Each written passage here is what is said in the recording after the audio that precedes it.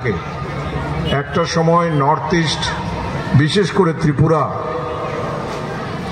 ছিল best corridor, safest corridor for the drug peddlers. আপনারা সঠিকভাবেই আপনাদের থিম নির্বাচন করেছেন, নেশামুক্ত ত্রিপুরা, সুস্থ ত্রিপুরা। আজকে এটাই স্লোগান হওয়া উচিত।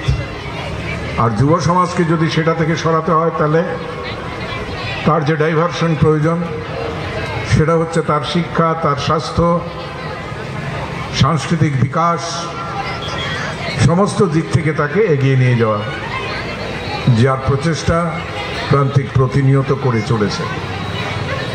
আমি আশা রাখি, বিশ্বাস করি যে আগামী দিন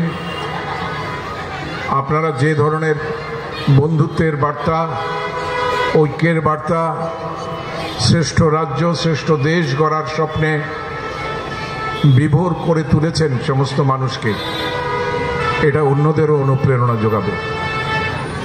কাজে আমি সবসময় ক্লাবের সঙ্গে যোগাযোগ রাখি এবং রেখে চলব।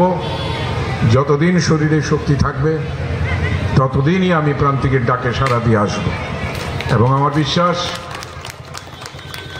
যেদিন শেষ যাত্রার সময় হবে, সেদিনও আমার প্রান্তিকের ভাই বোনদের ভালোবাসা এবং বিশ্বাস এবং তাদের চওড়া কাঁধ আমরা পাব।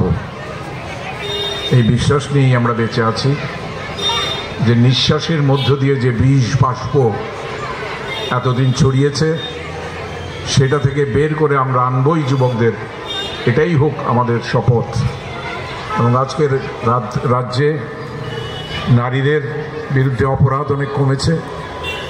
নেশামুক্তির জন্য সরকার আপ্রাণ চেষ্টা করছে, কিন্তু একা সরকারের তো সম্ভব নয়। আরক্ষা দপ্তর দিয়ে সমস্ত ক্লাব, সামাজিক প্রতিষ্ঠান, সব ধরনের শিক্ষা প্রতিষ্ঠান, সমস্ত জায়গায় এই যে সুস্বাস্থ্য গড়ার যে লক্ষ্যটা, বিশেষ করে আসন, প্রাণায়াম, যেগুলো ভারতবর্ষের চিরাচরিত শক্তির উৎস ছিল, সেগুলোর মাধ্যমে, খেলাধুলার মাধ্যমে, সংস্কৃতি চর্চার মাধ্যমে আগামী দিনগুলো আমাদের সবাই সুন্দর হোক।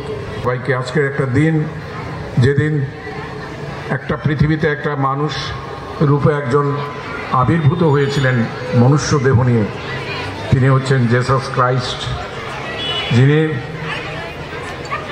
ক্রুশের উপর ঝুলেও রক্তাক্ত অবস্থায় বলতে পেরেছেন, ঈশ্বর, এরা জানে না এরা কি করছে, এদের ক্ষমা করে দাও। পাপকে ঘৃণা করো, পাপীকে নয়। হেট দি সিন, নট দি সিনার। এই যে প্রেম, ভালোবাসা এবং সহিষ্ণুতার প্রতীক, তার পূর্ণ জন্মদিন